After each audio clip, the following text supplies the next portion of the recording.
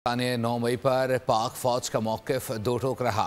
DGSPR ने वाज़ेह किया कि 9 मई अफवाज का नहीं, अवाम का मुकदमा है। अवाम और अफवाज में नफरत पैदा करने वाले रियायत के मुस्तहिक नहीं। लेफ्टिनेंट जनरल अहमद शरीफ चौधरी का कहना था कि साने 9 मई के मनसूबा साजों और सहूलतकार को किसी सूरत माफ़ नहीं किया जाएगा। आज़ादी इज़हार राय का उसका तहफ़्फ़ुज़ यकीनी बनाता है। आज़ादी इज़हार राय का मतलब ये नहीं है कि आप कौम की इखलाकियात तबाह करें, आप पब्लिक ऑर्डर और अमन व आमा तबाह करें, आप आला अदलिया के वक़ार के मुनाफी बातचीत करें। तो जो आइन और कानून पाकिस्तान है वो बड़ा वाज़ेह है कि वो रियासत पाकिस्तान के खिलाफ प्रोपेगंडे की और अफवाज पाकिस्तान के खिलाफ प्रोपेगंडे की इजाज़त नहीं देती। 9 मई सिर्फ अफवाज पाकिस्तान का मुकदमा नहीं है, ये पूरे पाकिस्तान के अवाम का मुकदमा है।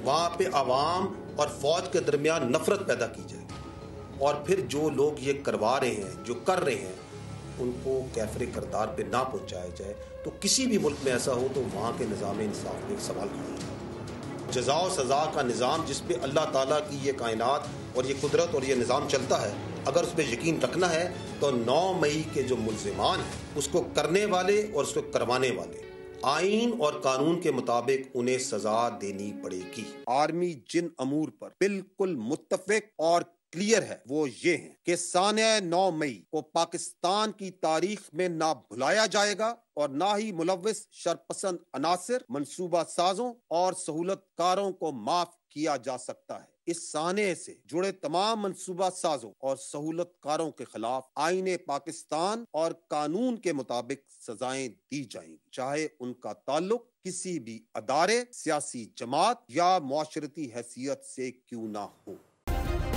सब्सक्राइब करें और बेल दबाएं ताकि कोई खबर रह न जाए।